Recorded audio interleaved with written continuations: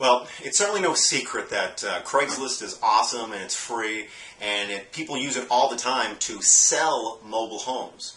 I know I'm talking about myself included and my members, the people who I help teach how to invest in mobile homes.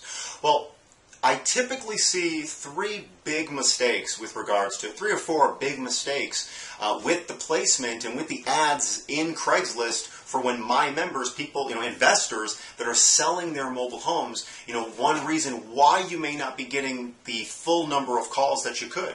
So let's go over these right now. The first one is with the headline of the mobile home ad.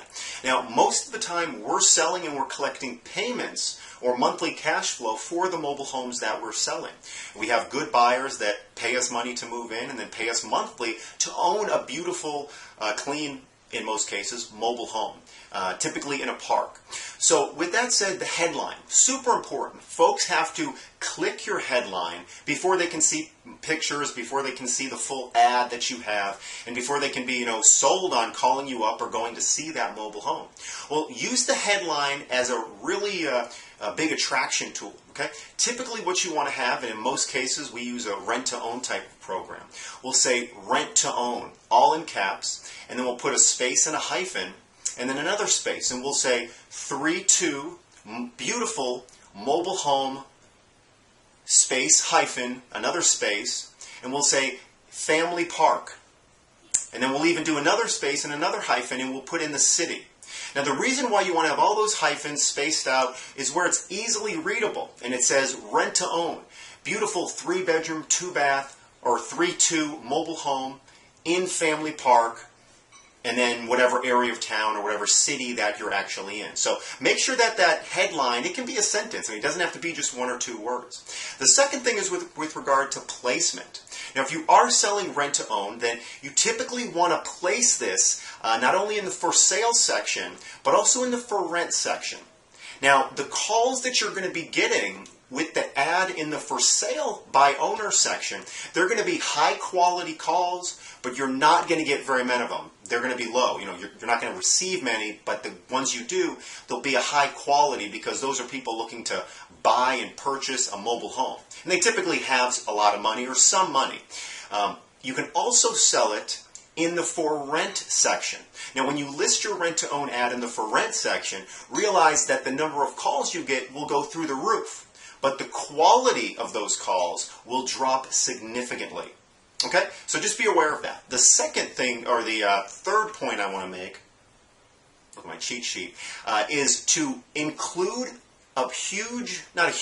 include a big text portion in your ad.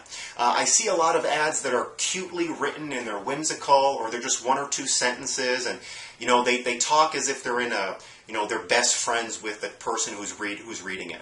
And you're not selling tickets to a carnival. You're selling a mobile home here. So be professional and be thorough in your description.